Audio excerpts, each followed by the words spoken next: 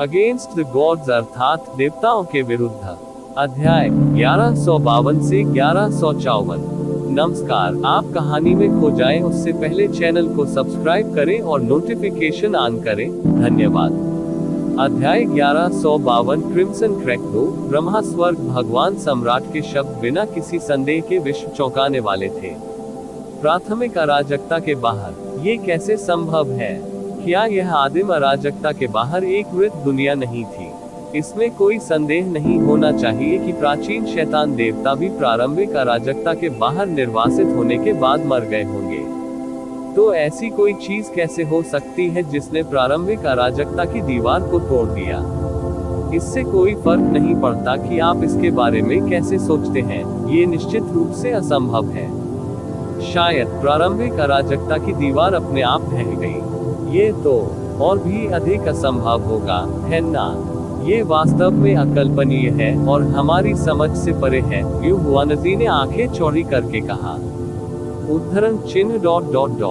कोई फर्क नहीं पड़ता कि मैं इसे अपने दिमाग में कैसे संसाधित करता हूँ, यह अभी भी बकवास जैसा लगता है, वोरुली ने भौहें चढ़ाते हुए कहा। लेकिन उसके चेहरे को देखकर ऐसा नहीं लगा कि उसने जो कहा था उसका वास्तविक अर्थ था।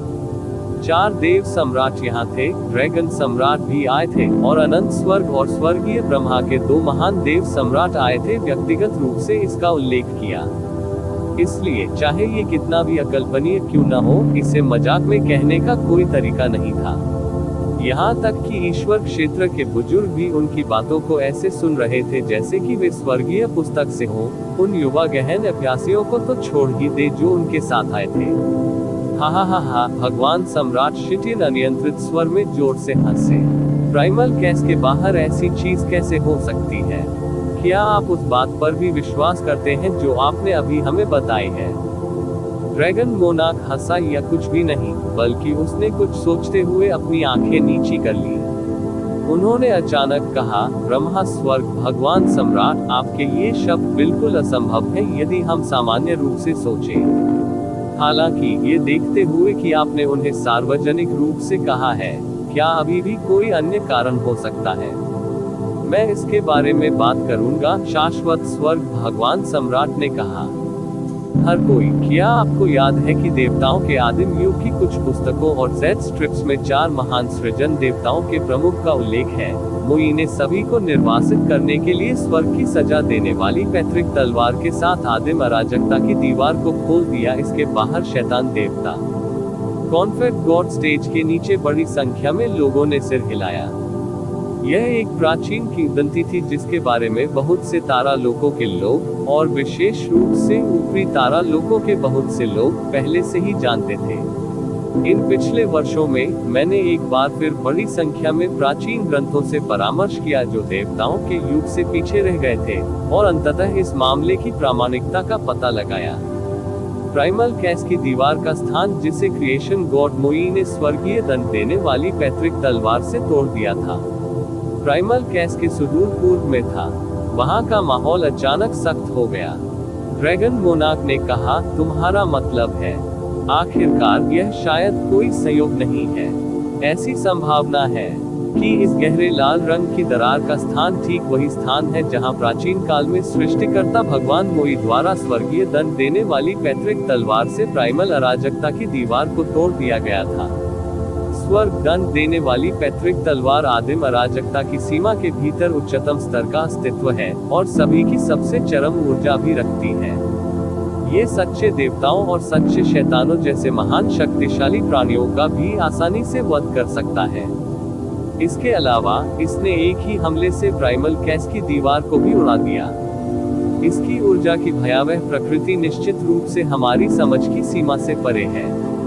इसकी अकल्पनीय ताकत को देखते हुए, क्या ये संभव नहीं है कि प्रारंभिक अराजकता की दीवार स्वर्गीय दंड देने वाली पैतृक तलवार द्वारा उड़ाए जाने की क्षति से उबर जाए और एक बार फिर से बंद हो जाए?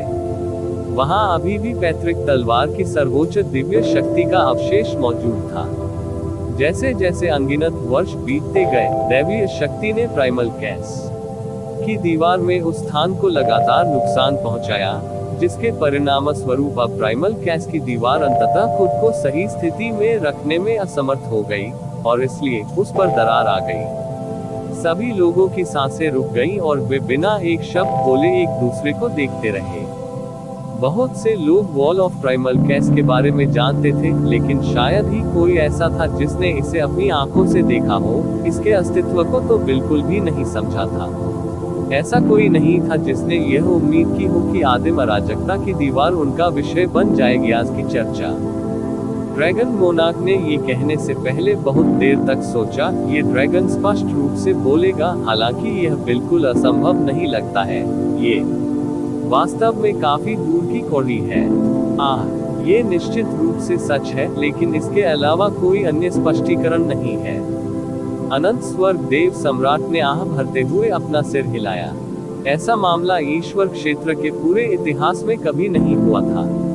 यहाँ तक कि उनके जैसे देव सम्राट भी, जो प्रारंभिक अराजकता में उच्चतम स्तर के प्राणी थे, उन्होंने इसे अपने जीवन में जो कुछ भी जाना था उससे कहीं अधिक पाया। कॉन्फेड गॉड स्टेज पर एक बूढ़ा व्यक्ति धीरे से खड़ा हो गया। ये वास्तव में सफेद और भूरे बालों वाली तलवार संप्रभु जून वूमिंग थी। इस तथ्य के बावजूद कि इस स्थान पर पूर्वी दिव्य क्षेत्र के कई विशेषज्ञ एकत्र हुए थे, फिर भी उनके पास बोलने के लिए एक अत्यंत उच्च अधिकार था। आदरणीय देव सम्राटों, यदि मौलिक अराजकता की दीवार पर लाल दरार आगे भी बढ़ती रही तो हमें क्या परिणाम भुगतने होंगे? ये वह प्रश्न भी था जिसके बारे में हर कोई सबसे अधिक चिंतित था। अनंत स्वर्ग के देवता सम्राट ने उत्तर दिया, हालांकि हम निश्चित रूप से नहीं कह सकते हैं। अगर स्थिति ऐसी ही जारी रही तो संभावना है कि प्रारंभिक अराजकता की दीवार ढह जाएगी। यदि यह इतने असामान्य तरीके से होता तो ये बहुत संभव है कि यह अब स्वयं की मरम्मत नहीं कर पाएगा, जिसका अर्थ होगा शाश्वत स्वर्ग देवता सम्राट की आवाज थोड़ी देर के लिए रुकी और विशेष रूप से भारी हो गई। प्राचीन अभिलेखों के अनुसार प्रारंभिक अराजकता के बाहर की दुनिया अंतहीन आपदाओं से भरी हुई है। यदि प्रारंभिक अराजकता की दीवार ढह जाए और उसमें एक अंतराल दिखाई दे, तो उन आपदाओं की ऊर्जा हमारी दुनिया में फैल जाएगी। परिणाम स्वरूप जो तार्किक क्षेत्र तुलनात्मक रूप से इसके करीब हैं, वे निश्चित रूप से आपदाओं की चपेट में आ जाएंगे, और यदि ये लंबे समय तक जारी रहता है तो जलवायु और तत्वों का संतुलन टूट जाएगा, जिससे बेहद भयानक अकल्पनीय परिणाम होंगे। आखिरकार आपदाओं की उस ऊर्जा ने सच्चे देवताओं जैसे शक्तिशाली अस्तित्व को भी नष्ट कर दिया है। पूर्वी दिव्य क्षेत्र के सभी विशेषज्ञों के चेहरों पर गहरी भय की झलक उभर आई। ब्लेज्ड लाइट रियलम किंग ने कहा, अगर यह सच में है जैसा कि आप कहते हैं, तो ये भयानक आपदा किस समय आएगी? कोई नहीं जानता, शाश्वत स्वर्ग भगवान सम्राट ने उत्तर दिया। स्वर्गीय रहस्य क्षेत्र के 3 स्वामी भी इसके बारे में पता लगाने में सक्षम नहीं थे। शायद हम केवल बिना किसी बात के चिंता कर रहे हैं, और प्रारंभिक अराजकता की दीवार पर लाल रंग की दरार किसी समय अपने आप गायब हो जाएगी।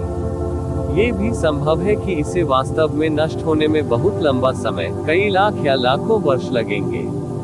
लेकिन साथ ही ये भी संभावना है कि यह कई हजार या 100 वर्षों के बाद होगा। कुछ वर्षों में या कल भी। कोई भी वास्तव में समय की भविष्यवाणी नहीं कर सकता है, ठीक उसी तरह जैसे कि प्राइमल कैस की दीवार पर लाल रंग की दरार की उपस्थिति के पीछे का कारण जानना किसी के लिए भी असंभव है। हमने जो कुछ भी कहा है वह हमारे अनुमान से अधिक कुछ नहीं है। तो आपके कहने का मतलब यह है कि प्रोफाउंड गॉड कन्वेंशन का ये विशेष सत्र उस आपदा की तैयारी के लिए है जिसका हम भविष्य में सामना कर सकते हैं? ड्रैगन मोनार्क ने पूछा। अब तक की सारी बातें सुनकर उसे सारी कहानी और अनंत स्वर्ग देवलोक की अनेक असामान्य हलचलों का कारण समझ में आ चुका था। सही, अनंत स्वर्ग भगवान सम्राट की आवाज का स्वर अतुलनीय रूप से गंभीर हो गया। हालांकि हमने जो कुछ भी बात की वह सिर्फ एक अनुमान और धारणा है, और तथाकथित आपदा कभी नहीं हो सकती है। एक बार जब ये वास्तव में टूट जाती है, तो पर्याप्त तैयारियों के बिना यह निश्चित रूप से पूर्वी दिव्य क्षेत्र के लिए विनाशकारी होगी। स्वर्गीय रहस्य क्षेत्र के इन 3 गुरुओं ने अपने जीवन को जोखिम में डाला और जानकारी के बदले में अपने जीवन काल का एक बड़ा हिस्सा बदल दिया, तो इसे हल्के ढंग से कैसे माना जा सकता है। इसके अलावा जब से तीनों गुरुओं ने स्वर्ग के रहस्य की खोज की, तब से लगभग 20 वर्षों तक वे दिन रात लगातार बेचैनी महसूस करते रहे हैं। ये बिल्कुल भी अच्छा शगुन नहीं है और हमें खुद को सबसे खराब स्थिति के लिए तैयार रखना चाहिए। इन वर्षों में ब्रह्मा सम्राट, तारा देवता, चंद्रमा देवता, साथ ही मेरा शाश्वत स्वर्ग क्षेत्र सभी आपदा के लिए तैयारी कर रहे हैं। हम स्थानिक के साथ कई गहरे क्रिस्टल और गहरे पत्थरों का भंडार कर रहे हैं ऊर्जा, ताकि मौलिक अराजकता की दीवार ढह जाने पर उसे ठीक किया जा सके। लेकिन वह दीवार कुछ ऐसी है जिसे सच्चे देवता भी नष्ट करने में असमर्थ थे। इसलिए इसे ठीक करने के लिए आवश्यक स्थानिक ऊर्जा की मात्रा निश्चित रूप से अतुलनीय रूप से बहुत अधिक होगी। ऐसा कोई रास्ता नहीं है कि 1 या 2 साल की तैयारी इस उद्देश्य के लिए पर्याप्त होगी। इसके लिए कई 100 साल या यहाँ तक कि कई हजार साल लगेंगे। इसलिए यदि इस समय अवधि के दौरान आपदा आती है, तो हम केवल बड़ी संख्या में विशेषज्ञों को अपनी शक्तिशाली ऊर्जा के साथ अंतराल को अवरुद्ध कर सकते हैं, जब तक कि हमारे पास दीवार को ठीक करने या किसी अन्य की खोज करने के लिए पर्याप्त स्थानिक ऊर्जा न हो। समाधान। प्रोफाउंड गॉड कन्वेंशन का ये सत्र इसी को ध्यान में रखकर आयोजित किया गया था। गहरे तरीके से परिपक्व साधना वाले सभी लोगों को साधना के लिए शाश्वत स्वर्ग दिव्य क्षेत्र में प्रवेश कराना 3000 वर्षों के बाद उनकी साधना में कोई बड़ा अंतर नहीं ला पाएगा। लेकिन अगर ये अत्यंत उच्च प्रतिभा और असीमित भविष्य वाले युवा गहन अभ्यास करता है, तो हम निश्चित रूप से अनंत स्वर्ग दिव्य क्षेत्र में 3000 वर्षों की समयावधि में उनकी साधना को बढ़ते हुए देखेंगे। हजारों युवा गहन अभ्यासकर्ता जिन्हें इस गहन ईश्वर सम्मेलन के बाद अनंत स्वर्ग दिव्य क्षेत्र के अंदर भेजा जाएगा, वे सभी एक अत्यंत विशाल ऊर्जा बन जाएंगे, जो संभवतः पूर्वी दिव्य क्षेत्र को बचाएंगे, अगर किसी दिन आपदा सचमुच आ जाए भविष्य में। इस समय शाश्वत स्वर्ग भगवान सम्राट और अन्य लोग पहले ही पूरी तरह से कह चुके थे कि जो भी आवश्यक था या वे जो कहना चाहते थे। जो कुछ बचा था वह पूर्वी दैवीय क्षेत्र के शासकों और विशेषज्ञों के लिए था, जो सम्मानित ईश्वर मंच पर मौजूद थे, ताकि वे सुनी गई जानकारी और स्पष्टीकरण को पचा सके और उन्हें स्वीकार कर सके। अगर अंत में ये सब एक अनावश्यक चिंता बन जाती है, तो इसका मतलब अभी भी पूर्वी दिव्य क्षेत्र में 1000 अद्वितीय विशेषज्ञों को शामिल करना होगा। इस योजना का पालन करने में फायदे तो बहुत हैं, लेकिन नुकसान एक भी नहीं है। शाश्वत स्वर्ग देव सम्राट मंद मंद मुस्कुराए। पूरे कॉन्फ्लिक्ट गॉड स्टेज पर सन्नाटा छा गया, क्योंकि लोगों ने उनके शब्दों पर अलग अलग प्रतिक्रियाएं दिखाई। स्तब्ध, एकटक घूरते हुए, बाहर की ओर, दिल की बेतहाशा धड़कन, अस्वीकृति। कई साल पहले यह अफवाह हो रही थी कि प्रोफाउंड गॉड कन्वेंशन के इस सत्र को अचानक आयोजित करने के लिए किसी आपदा के साथ कुछ संबंध होना चाहिए था, जो कि होने की संभावना थी, जिसे स्वर्गीय रहस्य क्षेत्र द्वारा खोजा गया था। हालांकि ये अफवाहें टुकड़ों टुकड़ों में थी और इनका स्रोत भी अज्ञात था। ऐसे बहुत कम लोग थे जिन्होंने इसे सच माना। किसने सोचा होगा कि न केवल अफवाह सच थी, बल्कि इसकी वास्तविकता उनके ज्ञान और कल्पना से कहीं परे थी। आदिम अराजकता की दीवार पर एक अजीब सी दरार, उसमें से आने वाली एक अजीब सी लाल रोशनी, एक डरावना अनुमान और एक भयावह आपदा। ऐसा लग रहा था जैसे कोई भयानक दुष्स्वप्न उनकी शांत दुनिया में घुस आया हो। पूरी जगह काफी देर तक शांत रही और चारों महान देव सम्राटों ने फिर एक शब्द भी नहीं कहा।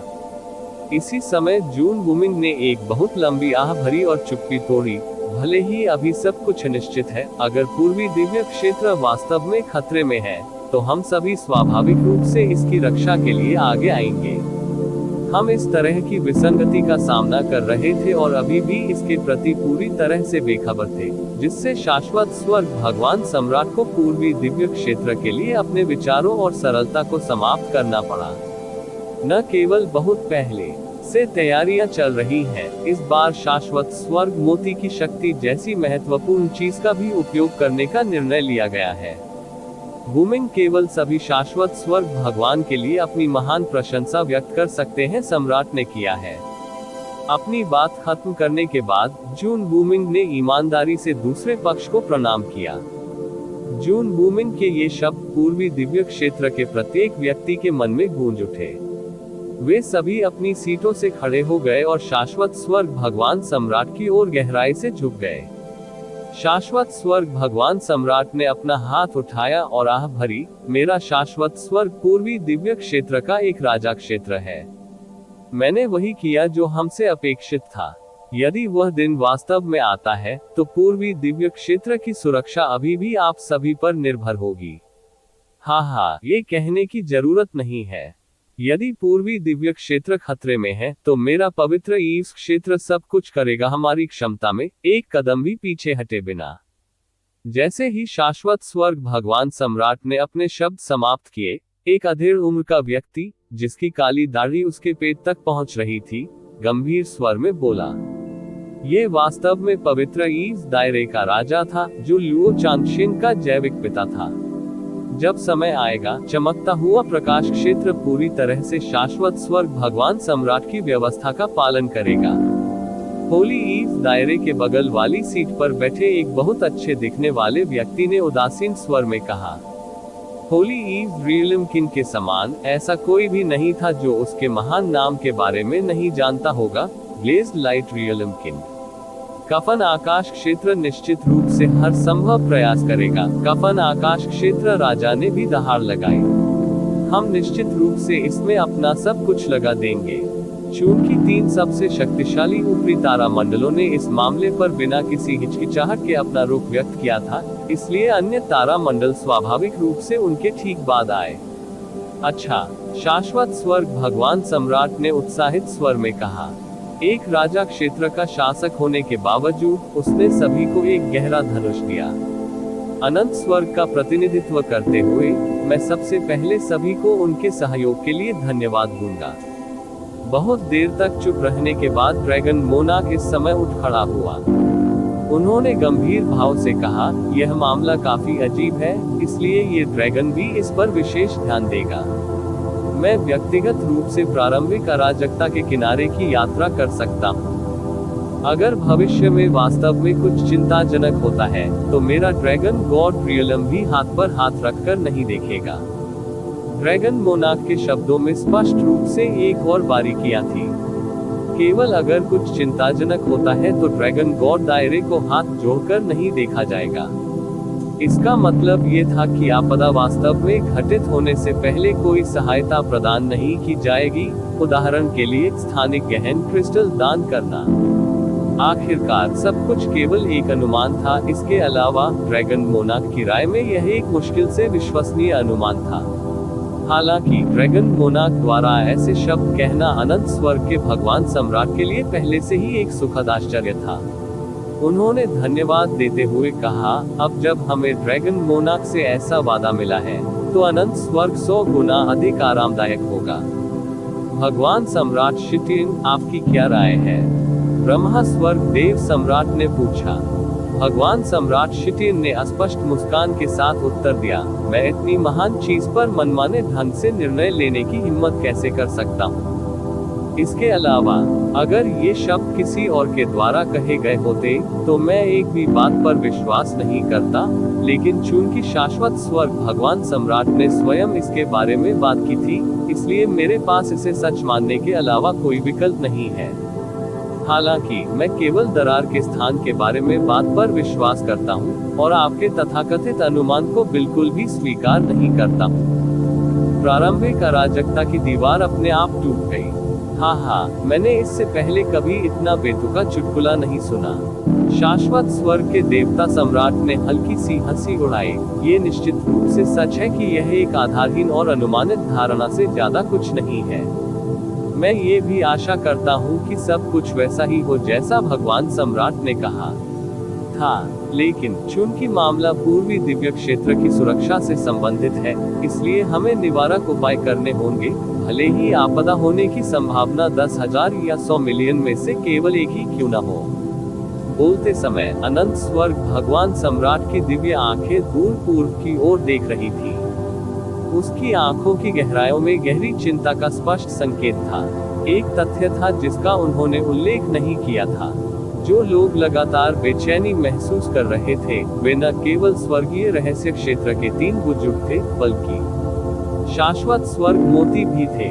रिपोर्ट अध्याय टिप्पणियां संपर्क करें टॉस साइट मैप दान करें अध्याय 1153 एक ही सीमा में आकाश तक पहुंचना अनंत स्वर्ग मोती के अंदर प्रोफाउंड गॉड कन्वेंशन के प्रारंभिक चरण के दूसरे दौर के लिए युद्ध के मैदान पर। इस स्थान पर हर जगह अतुलनीय रूप से तीव्र लड़ाइयां लड़ी जा रही थी, ताकि शाश्वत स्वर्ग दिव्य क्षेत्र में प्रवेश करने की योग्यता हासिल करने में सक्षम हो सके। भले ही यहाँ उनका प्रक्षेपण न हो और वे पुनर्जीवित न हो सके, फिर भी वे अपने लक्ष्य को प्राप्त करने के लिए कोई कसर नहीं छोड़ेंगे, भले ही इसके लिए उन्हें अपनी जान जोखिम में डालनी पड़े। युन चे स्थान पर एकमात्र असामान्य व्यक्ति था और उसने शुरू से अंत तक वही स्थिति बनाए रखी। प्रारंभिक दौर के पहले दौर में वह मुख्य रूप से 30 दिनों तक सुस्त रहे थे शहर। अब जब प्रारंभिक दौर के दूसरे दौर में अन्य लोग अपनी जान जोखिम में डालकर एक दूसरे से लड़ रहे थे, क्योंकि इससे तय होगा कि वे शाश्वत स्वर्ग दिव्य क्षेत्र में प्रवेश कर पाएंगे या नहीं, तब भी उसने किसी के साथ मारपीट नहीं की थी और जारी रखा था आरंभ से अंत तक स्वयं अदृश्य। मून स्प्लिटिंग कैस्केड की अविश्वसनीय रूप से शक्तिशाली अदृश्यता क्षमता के लिए धन्यवाद। कोई भी पूरे समय उसकी उपस्थिति को महसूस करने में सक्षम नहीं था, और इसलिए ये स्वाभाविक था कि किसी ने उस पर हमला नहीं किया। प्रारंभिक दौर का दूसरा दौर केवल 3 दिनों की संक्षिप्त अवधि तक चलना था। युन चे चुपचाप बीते हुए समय का हिसाब लगाता रहा और कुछ समय बाद दूसरा दौर खत्म होने वाला था। युन चे चाहते थे कि रैंकिंग सूची उनकी आंखों के सामने आए। तुरंत ही पहले स्थान पर मौजूद 9 नंबर की लंबी सोल और गिनती से वह लगभग सदमे में आ गया। हालांकि प्रारंभिक दौर के दूसरे दौर में भाग लेने वालों की अवधि और संख्या दोनों ही पहले दौर की तुलना में कम थी, लेकिन यहाँ आने वाले सभी लोग वे थे जो अपने संबंधित युद्ध क्षेत्रों में शीर्ष 10वें स्थान पर थे। इसके अलावा, चूंकि उनके पास अभी भी पहले दौर से आत्मा के गहने थे, इसलिए लूटे गए आत्मा के गहनों की दक्षता 100 गुना तक बढ़ गई थी। बलवानों ने स्वेच्छा से दूसरों से लूटा। हर बार जब वे किसी अन्य व्यक्ति का सफलतापूर्वक शिकार करते थे, तो उनकी आत्मा की शक्तियों में तीव्र वृद्धि देखी जाती थी। मध्यम और निम्न स्तर के कमजोर लोग ही एक एक करके उनके शिकार बन सकते थे।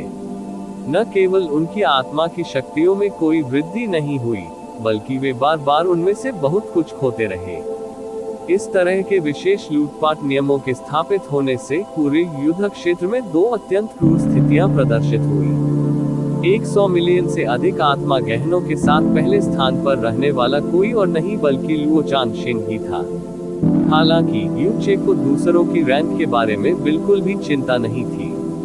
वह सबसे पहले हुओ कोन के पद की खोज करना चाहता था। वह रैंकिंग सूची में 73वें स्थान पर थे, जो पहले दौर में उनकी रैंक से थोड़ा अलग था। इस प्रारंभिक दौर की समाप्ति में 4 घंटे से भी कम समय बचा था। इस समय, जब तक वह अचानक दुर्भाग्य से पीड़ित नहीं हो जाता, शीर्ष 1000 की तो बात ही छोड़ दे, वह शीर्ष 100 में से एक भी हो सकता है। अपने दिल में तुरंत शांति महसूस करते हुए उन्होंने अगली बार वू हुईके की रैंकिंग की तलाश की। आखिरकार उसकी नजर सीधे सूची में 19वें स्थान पर टिकी। युन चे हैरान था। आप सच्ची ताकत किसे कहते हैं?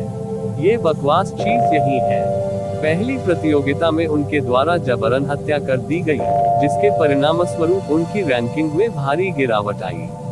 इसलिए उसे एक बार फिर अपनी ताकत के साथ शीर्ष 20 में ऐसी वापसी करते हुए देखना काफी आश्चर्यजनक था, और प्रारंभिक दौर के दूसरे दौर में जो पहले से भी अधिक क्रूर था। 50 मिलियन से अधिक आत्मा गोलियों से युक्त उनकी आत्मा गोलियों की गिनती पहले स्थान पर रहने वाले लुओ चानशिन के आधे से भी कम थी। यदि उसने वू हुईके को मार डाला, तो वह तुरंत 15 मिलियन से अधिक आत्मा की शक्तियां प्राप्त कर सकता था।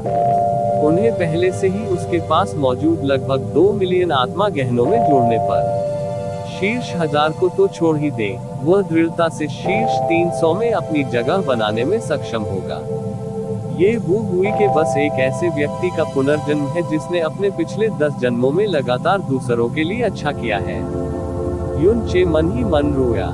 उसने उस स्थान की ओर उड़ान भरते समय अपनी गति बढ़ा दी जिसे उसने 3 दिन पहले वू हुई से मिलने के लिए चुना था। यदि वह इस बार जैस्मीन से आसानी से मिल सका तो वू हुई के योगदान को नजरअंदाज नहीं किया जा सकता। युन चे इस बारे में सोचने लगा कि क्या उसे अपनी कड़ी मेहनत के बदले में 2 गहरे पत्थर उसे सौंप देने चाहिए। 3 सांसों तक गहन विचार करने के बाद उसने इस विचार को अस्वीकार कर दिया। उसे स्वाभाविक रूप से ऐसे अच्छे व्यक्ति पर मजबूत पकड़ रखने की आवश्यकता थी। शायद भविष्य में वह बड़ा मददगार साबित हो। अपनी उंगलियों पर समय गिनते हुए युन चे उस स्थान पर पहुंचे जहां उन्होंने 3 दिन पहले वू हुई को पाया था। बहुत दूर तक देखने पर वू हुई वास्तव में पहले से ही उसका इंतजार कर रहा था। ये स्पष्ट था कि वह प्रोफाउंड इमेजरी स्टोन में संग्रहित छवि से डरता था। वह दिव्य मार्शल क्षेत्र के महान क्षेत्र के राजा का बेटा था, एक सच्चा प्रतिभाशाली व्यक्ति जो किसी अन्य व्यक्ति द्वारा बार बार ब्लैकमेल किए जाने के बाद भी शीर्ष 20 रैंकिंग में वापस आ सकता था। उसके पास एक अद्वितीय था पहचान, प्रतिभा और वैभव, लेकिन जैसे ही यू चे ऐसा चाहेगा, ये सब पूरी तरह से नष्ट हो सकता है। वह कैसे नहीं डर सकता? वह उसके प्रति आज्ञाकारी रूप से कैसे समर्पित नहीं हो सका? हो सकता है कि वह तय समय से देर से आने की हिम्मत भी न कर सके। एक विशाल चट्टान के पीछे अपनी अदृश्यता को खत्म करने के बाद यू चे इत्मीनान से वू हुई के पास चला गया। वू हुई का चेहरा बिल्कुल काला पड़ गया था और यू चे को देखते ही उसके होंठ तेजी से कांपने लगे। हालांकि उसने गुस्से में उसे शाप देने का विकल्प नहीं चुना और इसके बजाय बोलने की पहल की, जल्दी करो और हमला करो, मेरा समय बर्बाद मत करो। चूंकि इन 3 दिनों में उसने पहले ही दूसरे पक्ष के प्रति अपनी नफरत व्यक्त कर दी थी, वू हुई के इस समय बहुत शांत था। वह अच्छी तरह से जानता था कि इस तथ्य को देखते हुए कि वह उन छवियों को दूसरों के सामने उजागर करने के परिणामों का सामना नहीं कर सकता, उसके पास यू चे के चंगुल से भागने का कोई रास्ता नहीं था। मुसीबत की जड़ को हमेशा के लिए खत्म करने के लिए वह केवल उस समय का इंतजार कर सकता था जब वह अनंत स्वर्ग दिव्य क्षेत्र से बाहर आएगा। ऐसे में उनके पास दूसरी पार्टी की मांगों को मानने के अलावा कोई विकल्प नहीं था। इसके अलावा एक बार अनुभव करने के बाद दूसरी बार ऐसी बात को स्वीकार करना आसान होता था। उसे पहले की तुलना में थोड़ा कम अपमानित भी महसूस हुआ। यू चे को बकवास बातें करने में और भी ज्यादा दिलचस्पी नहीं थी। जैसे ही वह वू हुई के पीछे पहुंचा, उसका शरीर चमक उठा। उसी समय वू हुई ने भी अपने शरीर को ढकने वाली सारी गहन ऊर्जा को वापस ले लिया। वह पलटा नहीं और जहरीले सांप जैसी आंखों वाली अतुलनीय जहरीली आवाज में बोला, यह आखिरी बार होगा। यदि आप मुझे फिर से धमकाने के लिए प्रोफाउंड इमेजरी स्टोन का उपयोग करने का साहस करते हैं, तो मैं आपके साथ जीवन और मृत्यु का संघर्ष करूंगा, चाहे सबसे बुरी स्थिति आए। मैं केवल अपनी प्रतिष्ठा और प्रतिष्ठा को दूंगा, लेकिन आपके मामले में यह उससे भी बदतर होगा।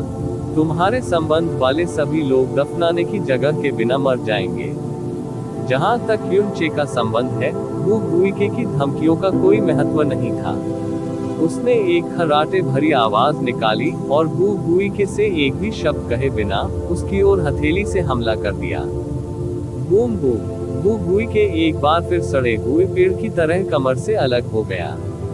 उसके शरीर का ऊपरी आधा हिस्सा जमीन पर गिर गया, लेकिन वह अभी तक मरा नहीं था। उसका चेहरा दर्द से विकृत हो गया और वह अचानक भयावह दृष्टि से मुस्कुराया, मुझे दोष मत दो, तुम्हें चेतावनी न देने के लिए। बेकार, तुम्हारी तरह शीर्ष 1000 में आगे बढ़ना केवल हो सकता है हंसी का पात्र बनकर रह गया। यह एक सपने से अधिक कुछ नहीं हो सकता। आपके लिए अनंत स्वर्ग दिव्य क्षेत्र में प्रवेश करना आपको शाश्वत स्वर्ग दिव्य क्षेत्र द्वारा दंडित किया जाएगा। हे, आपको इसके बारे में चिंता करने की कोई जरूरत नहीं है। यू चे ने वू हुई की बातों पर कोई प्रतिक्रिया नहीं दिखाई। उसने फिर से ताड़ का हमला किया और वू हुईके के शरीर के ऊपरी आधे हिस्से को टुकड़े टुकड़े कर दिया। एक सफेद रोशनी चमकी और वू हुईके की लाश उसमें गायब हो गई। उसके पास मौजूद आत्मा के गहनों की मात्रा में अचानक भारी वृद्धि देखी गई, क्योंकि वे सीधे 15 मिलियन के आंकड़े तक पहुंच गए। उनकी रैंक भी आसमान छू गई और रैंकिंग सूची के नीचे से सीधे सूची की अग्रिम पंक्तियों में पहुंच गई, क्योंकि यह अंततः 253वें स्थान पर आगे बढ़ना बंद कर दिया। यू चे ने राहत की लंबी सांस ली। उसके दिल में एक शांत भावना ने तुरंत उसकी सारी बेचैनी और अनिर्णय को दूर कर दिया। 2 बार उसने योग्यता प्राप्त करने के लिए एक ही व्यक्ति के साथ लगातार 2 बार एक ही विधि का उपयोग किया था, अपनी कम ताकत के साथ, जो पूरे युद्ध क्षेत्र में सबसे निचले स्तर पर थी। ये बिल्कुल वह नहीं था जो उसने अपनी सच्ची ताकत से कमाया था, बल्कि वह था जो उसने धोखाधड़ी से हासिल किया था। उनके स्वभाव को देखते हुए उन्होंने वास्तव में इस तरह के निम्न आचरण का तिरस्कार किया। लेकिन जैस्मीन से मिलने के लिए उन्होंने जरा भी संकोच नहीं किया। अब वह सहज हो सकता है, लेकिन उसने अपनी सतर्कता में कोई ढील नहीं दी और जल्दी ही अदृश्य अवस्था में चला गया। प्रारंभिक परीक्षा समाप्त होने में अभी भी लगभग 2 घंटे बाकी थे।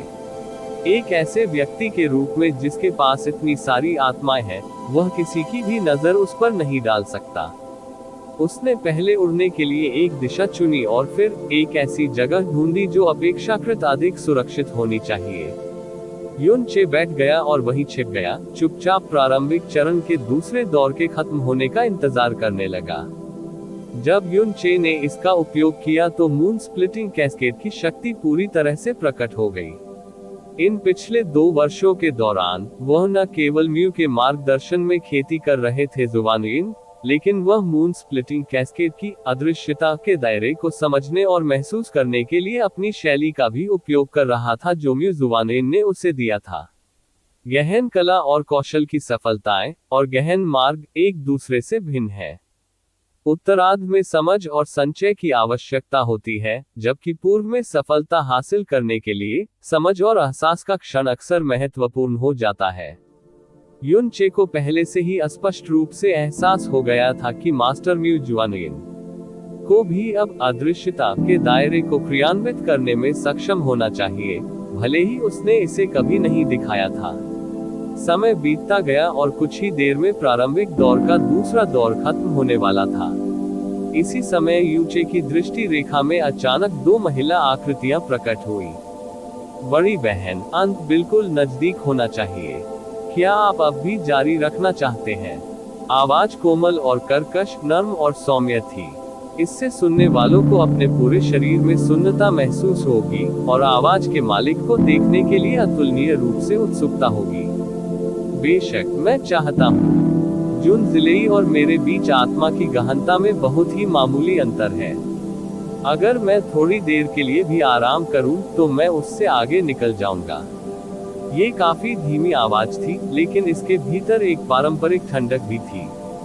उसके शब्दों से युन चे को अचानक कुछ याद आ गया। जून जिलेई और उसके बीच आत्मा की गहनताओं में बहुत मामूली अंतर है। स्वॉर्ड सॉवरेन के उत्तराधिकारी पर बहुत मामूली बढ़त हासिल करने में सक्षम और एक महिला थी। उस जानकारी से मेल खाने वाली पहचान वाला केवल एक ही व्यक्ति हो सकता है। पूर्वी क्षेत्र के 4 ईश्वरीय बच्चों में से एक ब्लेस्ड लाइट क्षेत्र के शुई यंग्यू। युन चे ने ऊपर देखने के लिए अपनी आंखें उठाई और वास्तव में शुई यंग्यू को आकाश में उड़ते हुए देखा। उसके नीले कपड़े लहरा रहे थे, जिससे वह बिल्कुल चंद्र महल की अदृश्य देवी, उत्तम और उत्कृष्ट लग रही थी। उसके बगल में काली स्कर्ट में वास्तव में वही 15 वर्षीय लड़की थी, जिसके पास मंत्रमुग्ध कर देने वाली काली पुतलियां थीं और जिसने पहले अपनी प्रतिभा से वो कोन को चौंका दिया था। ये वो 2 बहनें हैं, यू चे ने मन ही मन बुदबुदाया। शुई यंग्यू का इस युद्ध क्षेत्र में होना स्वाभाविक ही था, लेकिन युन चे भी ये देखकर दंग रह गई कि काली स्कर्ट पहने लड़की भी प्रारंभिक चरण के पहले दौर को पार कर चुकी थी और इस युद्ध के मैदान में प्रवेश कर चुकी थी। हालांकि लड़की में ऐसी प्रतिभा थी जिसे बेहद भयावह बताया जा सकता था, आखिरकार वो बहुत छोटी थी। अपनी उम्र में दिव्य आत्मा क्षेत्र के पहले स्तर तक खेती करने में सक्षम होने को समय की शुरुआत के बाद से अभूतपूर्व रूप से वर्णित किया जा सकता है, और यह कम से कम अतिशयोक्ति नहीं होगी। लेकिन जिस प्रतियोगिता में 50 लाख शीर्षस्थ विशेषज्ञ भाग ले रहे हो, आमतौर पर कहें तो उसके लिए शीर्ष 10,000 में जगह बनाना असंभव होना चाहिए। बेशक यह उसके लिए और भी असंभव था। अपनी बड़ी बहन की बातें सुनकर लड़की ने आज्ञाकारी ढंग से सिर हिलाया। ठीक है, मैं वास्तव में यहाँ बिग सिस को नीचे खींच रहा हूँ, अन्यथा बिग सिस उस स्वॉर्ड सॉवरेन के उत्तराधिकारी से बहुत आगे होती। उसकी बातें सुनकर यूनचे को तुरंत समझ आ गया कि क्या हो रहा है। क्या ऐसा हो सकता है कि भयावह रूप से उच्च प्रतिभा वाली इस छोटी लड़की ने प्रारंभिक दौर के दूसरे दौर में प्रवेश पाने के लिए अपनी बड़ी बहन पर भरोसा किया हो? ये तो समझ में आया। शुई यंग्यू कौन थी? पूर्वी क्षेत्र के 4 ईश्वरीय बच्चों में से एक। वह उन सबसे बड़े संपर्कों में से एक थी जिसकी पूरे युद्ध क्षेत्र में कोई उम्मीद कर सकता था। यदि उसका इरादा अपनी छोटी बहन को प्रारंभिक परीक्षा उत्तीर्ण कराने की जिम्मेदारी लेने का था, तो इससे आसान कुछ नहीं हो सकता था। इसका मतलब ये था कि दोनों बहनों को पहले दौर में एक ही युद्ध क्षेत्र में नियुक्त किया गया था। हालांकि इस पर विश्वास करना थोड़ा मुश्किल था, क्योंकि वहां 1000 से कम युद्ध क्षेत्र नहीं थे, और ऐसा कुछ होने की संभावना पर विचार करना बहुत कम था, इस तथ्य को देखते हुए कि काली स्कर्ट वाली लड़की ने वास्तव में प्रवेश किया था दूसरा युद्ध क्षेत्र। यही स्थिति होनी चाहिए। इस बिंदु तक सोचते हुए यूचे को तुरंत अपने भीतर कुछ संतुलन मिल गया। इसलिए वह यहाँ धोखा देने वाला अकेला व्यक्ति नहीं था। जियो मो जैसे व्यक्ति के बजाय, जो कुछ भी करने की इच्छा के बिना बस बेकार घूम रहा था, इसे आप वास्तव में एक साथी कॉमरेड कह सकते हैं। हालांकि दूसरी पार्टी ग्लेज्ड लाइट रियलिम किन की बेटी थी, साथ ही परी यंग्यू की छोटी बहन। वे दोनों पूरी तरह से अलग दुनिया से ताल्लुक रखती थी।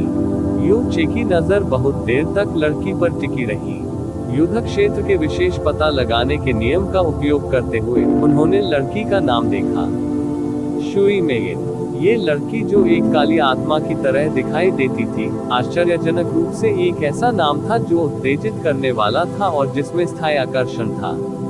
फिर जब युनचे अपनी नजर दूसरी ओर हटाने ही वाला था, उसने अचानक देखा कि शुई मेगिन धीरे धीरे घूम रही है और उसकी पुतलियां सब कुछ देख रही हैं। उसकी आंखें एक अंधेरी रात की तरह लग रही थी जिसमें तारों वाली रोशनी टिमटिमा रही थी। और आखिरकार जब वे उस स्थान पर पहुंचे जहां यूचे था, तो उन्होंने आगे देखना बंद कर दिया। यूचे का दिल तेजी से धड़कने लगा। वह, मुझे मत बताओ कि उसने मुझे खोजा। नहीं, यह असंभव है। यह महज एक संयोग था। लेकिन उसकी नजर यूचे पर टिकी थी और काफी देर तक नहीं हटी। मेगिन, यह क्या है? अपनी स्थिति में असामान्यता को महसूस करते हुए शुई यंग्यू भी पलट गई और उसकी आत्मा की भावना एक पल में प्रकट हो गई। तुरंत यूचे को एक शक्तिशाली मानसिक शक्ति अपने ऊपर हावी होती महसूस हुई। जब वह उस स्थान के संपर्क में आया जहां वह स्थित था, तो उसने आगे बढ़ना थोड़ा भी नहीं रोका, जिसके बाद उसे पूरी तरह से पुनः प्राप्त कर लिया गया। ये बहुत स्पष्ट था कि शुई यंग्यू ने अपने अस्तित्व की खोज नहीं की थी, तब भी जब उसने अपनी दिव्य चेतना जारी की थी। हालांकि शुई मेगिन की नजर अभी भी उस पर थी। इसके अलावा ऐसा लग रहा था मानो वह सीधे उसकी आंखों में देख रही हो। यहाँ क्या हो रहा है? मून स्प्लिटिंग कैस्केड और हिडन फ्लोइंग लाइटिंग दोनों का एक साथ उपयोग करने से एक परिपूर्ण सर्वदिशात्मक अदृश्यता प्रदान की गई।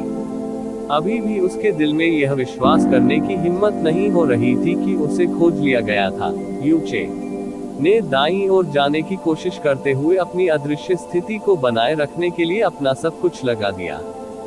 जब वह आगे बढ़ रहा था, शुई मेगिन की नजर भी उसकी छाया की तरह उसका पीछा कर रही थी। इससे कोई फर्क नहीं पड़ता कि वह बाईं ओर गया या दाईं ओर, वह सीधे उसकी आंखों में देखती रही और एक बहुत ही फीकी मुस्कान भी प्रकट की। उसकी इस हरकत को देखते हुए, भले ही यह उसे कितना भी अकल्पनीय लगे, यूचे के पास यह विश्वास करने के अलावा कोई विकल्प नहीं था कि शुई मेगिन वास्तव में उसे देखने में सक्षम थी। ये कैसे संभव है? उसने मुझे कैसे पहचाना? इसके अलावा, अचानक पलटने से पहले उसकी पीठ उसकी ओर थी। इसका मतलब था कि वह न केवल उसे अपनी आंखों से देख सकती थी, बल्कि वह अपनी आध्यात्मिक इंद्रिय से उसकी उपस्थिति का पता भी लगा सकती थी। ओह नहीं, युन चे पहले आश्चर्यचकित हुआ, और फिर उसका दिल अचानक डूब गया। उसके पास 17 मिलियन आत्मा की शक्तियां थीं। इन दो बहनों की ताकत के सामने, वह बस एक अत्यधिक मोटा मेमना था जिसे वे जब चाहे तब मार सकते थे। यदि वे उसे मारना चाहते, तो वह उनसे दूर भागने में बिल्कुल भी सक्षम नहीं होता। उसके पानी भरे और कोमल होंठ थोड़े ऊपर उठे और उसके अपरिपक्व चेहरे पर विशेष रूप से आकर्षक और दिल को लुभाने वाली मुस्कान दिखाई दी। ये कुछ भी नहीं है। मैंने बस एक बहुत ही दिलचस्प व्यक्ति के बारे में सोचा। उसने अपनी आंखें उससे हटा ली और अपनी बड़ी बहन का हाथ खींच लिया। बड़ी बहन, चलो चले। शुई यंग्यू की आंखों में संदेह की झलक दिखी, लेकिन उसने आगे कुछ नहीं पूछा। शुई मेरिन को अपने साथ लेकर वह बहुत जल्द बहुत दूर उड़ गई। बहुत दूर। युन चे ने शुई मेरिन को अचानक अपना सिर घुमाते हुए देखा। वह उसकी ओर मधुरता से मुस्कुराए और अपने कोमल होंठ हल्के से खोले और बंद किए। उसके कान के पास एक लड़की की आवाज गूंजी जो किसी स्वप्न लोक से आती हुई प्रतीत हो रही थी। बड़े भाई युचे, अपना सर्वश्रेष्ठ प्रयास करें। रिपोर्ट अध्याय टिप्पणियां संपर्क करें टॉस साइट मैप दान करें अध्याय 1154 जैस्मीन कैजी विशाल पूर्वी दिव्य क्षेत्र तारा देव क्षेत्र। चमेली चुपचाप दर्पण में अपना प्रतिबिंब देख रही थी। स्वर्गीय वध सितारा भगवान की शक्ति विरासत में मिलने के बाद उसकी उम्र निर्धारित हो गई थी। इतने साल बीत जाने के बाद भी वह अभी भी वैसी ही दिखती थी जैसी जब वह पहली बार यूचे से मिली थी। उसकी बाहरी शक्ल किसी 13-14 साल की लड़की जैसी लगती थी। हालांकि उसकी रक्त लाल आंखें उसकी स्पष्ट उम्र के अनुरूप शीतलता और उदासीनता का भाव प्रकट कर रही थी। उसकी आंखों में खून की लाली और उसके लंबे बाल, जो ऐसा लग रहा था मानो ताजे खून से रंगे गए हों, और भी अधिक चमकीले हो गए थे। जिस किसी पर भी उसकी नजर पड़ती, उसे महसूस होता कि उसका शरीर बर्फ जैसा ठंडा हो गया है, मानो खून में रंगा हुआ कोई तेज ब्लेड उनके गले पर दबाव डाल रहा हो। में चेहरा दर्पण इतना उत्कृष्ट था कि यह स्वप्न जैसा प्रतीत होता था। हालांकि 13 से 14 साल के चेहरे से अपरिपक्वता का कोई एहसास नहीं होता था, बल्कि यह बेहद खतरनाक लगता था और यहाँ तक कि आत्मा को झकझोर देने वाली शैतानी भावना भी प्रकट करता था। वह बहुत देर तक चुपचाप खुद को आईने में देखती रही। कोई नहीं जानता था कि वह क्या सोच रही थी। दस्तक दस्तक। अचानक खामोश स्टार गॉड हॉल में खटखट की आवाजें गूंज उठी। खटखटाने की आवाज केवल 2 बार हुई और वह बहुत धीमी थी। ये स्पष्ट था कि दस्तक देने वाला व्यक्ति सावधान था। उसके बाद एक खूबसूरत पुरुष की आवाज सुनाई दी, शाही बहन, क्या मैं आ सकता हूँ? स्प्रैम, एक बर्फ जैसा ठंडा शब्द, बिना किसी भावना या किसी अन्य प्रकार के समझौते के। उद्धरण चिन्ह ... शाही बहन, आखिरकार मैं अब भी तुम्हारा बड़ा भाई हूँ। मेरे पास कुछ महत्वपूर्ण मामले हैं। इस राजकुमारी का केवल एक बड़ा भाई है और वह पहले ही मर चुका है। उसकी आवाज बेहद ठंडी हो गई और हत्या के इरादे से भर गई। क्या तुम मरना चाहते हो? एक धमाके के साथ हॉल के बाहर का व्यक्ति सदमे में लड़खड़ाने लगता है। जब उसकी आवाज फिर से सुनाई दी, तो वह अब थोड़ा कांप रही थी। शाही बहन, तुम्हें सच में मजाक करना पसंद है? उनकी बात खत्म होने से पहले ही वक्ता डर के मारे बहुत दूर भाग गया था। स्टार गॉड हॉल में शांति लौट आई, लेकिन जल्द ही एक युवा लड़की की चिंतित आवाज से यह बाधित हो गई। बड़ी बहन। हॉल के दरवाजे सीधे धकेले जा रहे थे और 7 रंगों की पोशाक पहने तारकीय आंखों वाली एक युवा लड़की तेजी से अंदर भागी जब तक वह जैस्मीन के सामने नहीं थी। पूरे स्टार गॉड दायरे में केवल एक ही व्यक्ति था जिसने स्टार गॉड दायरे में इतनी लापरवाही से काम करने की हिम्मत की। राजकुमारी कैजी। उसके अलावा यहाँ तक कि स्टार गॉड रियलिम किंग भी इस तरह से कार्य करने की हिम्मत नहीं करेगा। 2 साल पहले की तुलना में कैजी बिल्कुल भी नहीं बदला था। जैस्मीन ने थोड़ी सी भौहें चढ़ा ली, क्योंकि उसने शायद ही कभी उसे इतनी उत्सुकता से अभिनय करते हुए देखा हो। कैजी, क्या हुआ? कैजी ने जैस्मीन का हाथ पकड़ लिया। उसका दूधिया सफेद चेहरा थोड़ा लाल लग रहा था और उसकी आवाज चिंतित दिखाई दे रही थी। बड़ी बहन, प्रोफाउंड गॉड कॉन्फ्रेंस के लिए प्रारंभिक दौर का दूसरा दौर समाप्त होने वाला है। उसके बाद कॉन्फिर गॉड स्टेज पर लड़ाइयाँ होंगी। मैं देखने जाना चाहता हूँ। क्या आप मेरे साथ जाओगे? उद्धरण चिन्ह ... बस यही। जैस्मीन को इस पर विश्वास नहीं हुआ, क्योंकि उसने कैजी की तारकीय आंखों को देखा, जो स्पष्ट रूप से अभी भी कुछ छिपा रही थी। आपको संभवतः गहन ईश्वर सम्मेलन में दिलचस्पी नहीं हो सकती। आप क्या करना चाहते हैं? उनकी ताकत को देखते हुए, प्रोफाउंड गॉड कन्वेंशन शिशुओं के बीच लड़ाई के समान होगा। इसमें उनकी रुचि कैसे हो सकती है? मैं बस प्रोफाउंड गॉड कन्वेंशन देखना चाहता हूँ। आखिरकार, मैंने इसे पहले कभी नहीं देखा है, और न ही विक्सिस ने। ऐसा कहा जाता है कि यह पूर्वी दिव्य क्षेत्र के सबसे मजबूत 1000 में से एक है। ये रोमांचक होना चाहिए। क्या तुम मेरे साथ नहीं चलोगे? कैजी ने अपने होंठ थपथपाए, जैस्मीन का हाथ खींचा और प्यारा अभिनय करते हुए विनती की। देखना है तो खुद ही चले जाओ। जैस्मीन ने बिना किसी हिचकिचाहट के उसे अस्वीकार कर दिया। नहीं, मैं चाहता हूँ कि बड़ी बहन मेरे साथ चले। बड़ी बहन? कैजी? जैस्मीन की नजर अचानक केंद्रित हो गई और उसका चेहरा सख्त हो गया। मैंने तुम्हें बड़े होते देखा है। तुम मुझसे झूठ नहीं बोल सकते। बस तुम क्या करना चाहते हो?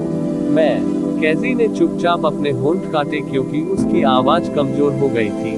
बस मैं प्रोफाउंड गॉड कन्वेंशन देखना चाहता हूँ। यदि आप ईमानदारी से उत्तर नहीं देते हैं, तो मेरे साथ जाने का सपने में भी मत सोचना। जैस्मीन ने समझौता करने का कोई मौका न छोड़ते हुए कैजी से अपनी नजरें फेर ली। मैं दरअसल कैजी को शुरू से ही पता था कि वह संभवतः अपनी बहन से झूठ नहीं बोल सकती। हालांकि वह भी असली वजह नहीं बता पाई। आखिरकार, वह अपनी बहन के स्वभाव को वैसे ही जानती थी जैसे उसकी बहन उसके स्वभाव को जानती थी। मेरे पास भी अपना कारण है, लेकिन मैं कह नहीं सकता। बड़ी बहन, क्या तुम मेरे साथ नहीं आओगी? कृपया कृपया। कैजी की नजर धुंधली हो गई, मानो वह एक दयनीय बिल्ली का बच्चा हो जो भोजन मांग रही हो। पिछले कुछ दिनों से उसकी भावनाएं लगातार ऊपर नीचे हो रही हैं। जब प्रोफाउंड गॉड कन्वेंशन के लिए प्रारंभिक दौर का पहला दौर शुरू हुआ, तो उसे पहले ही स्टार टैबलेट का उपयोग करके यूचे का नाम मिल गया था। स्नो सॉन क्षेत्र, यूचे, दिव्य क्लेश क्षेत्र का पहला स्तर। उस समय, हालांकि वह उत्साहित थी, लेकिन उसे चिंता नहीं थी। आखिरकार, पहला दौर अभी भी 1 महीने तक चलेगा। हालांकि, इसके तुरंत बाद उसे अचानक पता चला कि वे सभी लोग जो प्रोफाउंड गॉड में शामिल नहीं हुए थे, कन्वेंशन शाश्वत स्वर्ग ईश्वर क्षेत्र में रहेगा, और जिन लोगों को हटा दिया गया था उन्हें बाहर निकाल दिया जाएगा। वह जानती थी कि स्थिति बदल गई है और उसके पास योजनाओं को बदलने के अलावा कोई विकल्प नहीं था। उसने जैस्मीन को अनंत स्वर्ग ईश्वर क्षेत्र में नहीं खींचा, बल्कि अन्य तरीकों का पता लगाने से पहले यूचे को फटकार लगाने के लिए पहले दौर के बाद गुप्त रूप से अनंत स्वर्ग ईश्वर क्षेत्र के बाहर जाना चाहती थी। अंत में, वह उसे ढूंढने में कामयाब नहीं हुई, बल्कि दूसरे दौर में भाग लेने वाले लोगों के नामों में यूचे का नाम पाया। दूसरे दौर से बाहर किए गए लोगों को भी इसी तरह बाहर कर दिया जाएगा। स्थिति नहीं बदली थी। हालांकि अभी, जब दूसरे दौर की समाप्ति से 2 घंटे से भी कम समय बचा था, जब उसने स्टार टैबलेट पर यूचे की स्थिति की जांच की, वह वास्तव में पहले 300 के भीतर था। वह कल्पना नहीं कर सकी कि यूचे ने ये कैसे किया था, और वह उत्सुकता से जैस्मीन के पास दौड़ी। नहीं कह सकते, चमेली ने भौहें चढ़ाई। तुम कह क्यों नहीं सकते? क्या मैंने आपको लगातार यह नहीं बताया कि भविष्य में चाहे कुछ भी हो, आपको स्वयं मामलों पर निर्णय लेने की अनुमति नहीं है? तुम अब भी मुझसे कुछ क्यों छिपा रहे हो? कैजी इतनी डरी हुई थी कि उसका दिल बार बार धड़क रहा था और उसकी आवाज तुरंत धीमी हो गई। मैंने वादा किया था कि मैं बड़ी बहन की बात सुनूंगी, लेकिन ये समय अलग है। एक बार बड़ी बहन वहां आ जाएगी तो वह समझ जाएगी, इसलिए मैं अभी यह नहीं कह सकता। नहीं, तुम्हें कहना पड़ेगा। जैस्मिन ने समझौते का कोई मौका नहीं दिया। बड़ी बहन, कैजी ने अपना चेहरा उठाया, बस एक बार कृपया।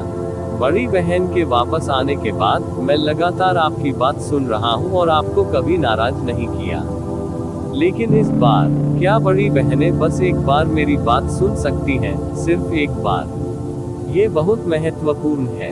जब तक आप मुझसे वादा करते हैं, मैं अब से आपकी हर बात सुनूंगा। कृपया कृपया। जैसे ही वह बोली, उसकी तारकी आंखें पहले से ही दयनीय आंसुओं से भर चुकी थी। आप बस। जैस्मीन उलझन में थी क्योंकि उसने कैजी को शायद ही कभी इतना जिद्दी होते देखा हो। वो बस बोलना चाहती थी, लेकिन जब उसने कैजी की दयनीय स्थिति देखी तो उसका दिल अंततः नर्म हो गया। ठीक है, लेकिन मैं तुम्हें केवल एक बार ही इच्छा शक्ति रखने की अनुमति दूंगी। तुम्हें मुझे आश्वस्त करना होगा कि अब से तुम मुझसे कुछ भी नहीं छिपाओगे। आमीन। जब कैजी ने बेलगाम खुशी के साथ उत्तर दिया तो उसकी आंखों में चमक आ गई। कैजी के साथ इतनी सख्ती से व्यवहार करने के लिए जैस्मीन के पास निश्चित रूप से अपने कारण थे, क्योंकि उन सभी वर्षों के दौरान जब वह स्टार गॉड दायरे में नहीं थी, कैजी ने वास्तव में हेवनली वुल्फ स्टार गॉड की विरासत को स्वीकार कर लिया था।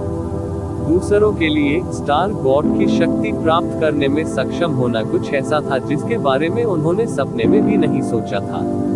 हालांकि जैस्मीन के लिए यह एक ऐसी आपदा थी जिसे कभी भी स्वीकार नहीं किया जाना चाहिए। यही सबसे बड़ा कारण भी था कि उन्हें तुरंत स्टार गॉड दायरे में लौटना पड़ा। शाश्वत स्वर्ग ईश्वर क्षेत्र प्राइमल कैस की दीवार से संबंधित मामलों के बारे में करीब 3 दिनों की चर्चा के बाद एक असामान्य स्थिति अभी भी सम्मानित ईश्वर चरण के ऊपर प्रदर्शित की गई थी। समय को देखते हुए प्रारंभिक दौर का दूसरा दौर समाप्त होने वाला है। अनंत स्वर्ग देव सम्राट की दृष्टि अनंत स्वर्ग टॉवर की ओर मुड़ी, जो 1000 युवा प्रारंभिक परीक्षा उत्तीर्ण करेंगे, उन्हें यहाँ भेजा जाएगा।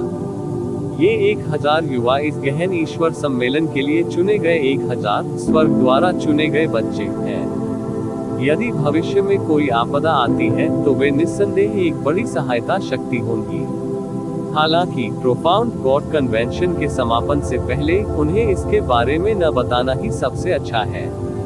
अब उनके लिए सबसे महत्वपूर्ण बात यह है कि वे प्रोफाउंड गॉड कन्वेंशन का आनंद लेते हुए अपनी क्षमताओं को प्रदर्शित करने में अपना सर्वश्रेष्ठ प्रयास करें। इससे हमें युवा पीढ़ी की क्षमताओं का भी पता चलेगा और इसलिए हमें अचानक कोई भारी दबाव नहीं डालना पड़ेगा। कॉन्फेड गॉड स्टेज पर सभी ने सिर हिलाया क्योंकि वे समझ गए थे कि उनका क्या मतलब है। हे स्वर्ग द्वारा चुने गए बच्चे, भगवान सम्राट शिटियन ने अजीब ढंग से हंसते हुए कहा, तो फिर इस राजा को ध्यान से देखना चाहिए। मुझे आशा है कि आप मुझे बहुत अधिक निराश नहीं करेंगे।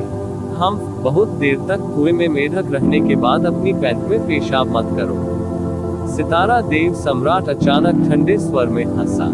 राजा क्षेत्र के नीचे पूर्वी दिव्य क्षेत्र की युवा पीढ़ी के बीच वास्तव में एक असाधारण उम्मीदवार था जिसने न केवल स्टार भगवान सम्राट बल्कि अन्य देव सम्राटों का भी विश्वास हासिल किया। अरे तो यह सम्राट वास्तव में ऐसा नहीं कर सकता, इसके लिए प्रतीक्षा कीजिए। भगवान सम्राट शिटियन ने नकली मुस्कान दी। फिर शाश्वत स्वर्ग भगवान सम्राट की अभिव्यक्ति अचानक बदल गई जब उसने फीकी मुस्कान के साथ ब्रह्मा स्वर्ग भगवान सम्राट को देखा। ब्रह्मा स्वर्ग भगवान सम्राट की निगाहें दूसरी ओर चली गईं, इससे पहले कि वह व्यंग्यपूर्वक मुस्कुराए। मेरी बेटी शिष्टाचार नहीं जानती और खुद ही अंदर आ गई। कियाना ये शर्मिंदा है और आशा करती है कि आप उसे केवल हल्की सजा देंगे। हा हा हा हा। अनंत स्वर्ग के देवता सम्राट ने दुर्लभ हंसी उड़ाई। आपकी बेटी का व्यक्तिगत रूप से आना कुछ ऐसा है जिससे ये बुरा खुश है। मैं उसे दोष देना बर्दाश्त नहीं करूंगा। पहले ही अंदर आ चुकी है लेकिन फिर भी केवल दूर से देख रही है और अपने बड़ों का सम्मान नहीं कर रही है। ये वास्तव में अशोभनीय है। ब्रह्मा स्वर्ग देव सम्राट ने अपना सिर हिलाया और फूट फूट कर हंसे।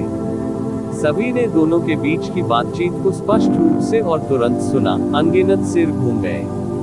ब्रह्मा स्वर्ग देवता सम्राट की बेटी पौराणिक देवी यहाँ थी। हालांकि तुरंत उन्होंने ब्रह्मा स्वर्ग भगवान सम्राट की कड़वी हंसी भी सुनी। उनके शब्द का मतलब ये था कि यद्यपि उनकी दिव्य बेटी यहाँ थी, वह कॉन्फेट गॉड स्टेज पर नहीं आई, बल्कि दूर से देखी। ये भी अच्छा है। चंद्रमा देवता सम्राट मुस्कुराए, यदि हमारे पूर्वी दिव्य क्षेत्र की देवी वास्तव में आई होती, तो मुझे डर है कि उपस्थित सभी पुरुष अब गहन ईश्वर सम्मेलन का आनंद लेने के लिए पर्याप्त ध्यान नहीं दे पाएंगे। हो। हा हा हा हा।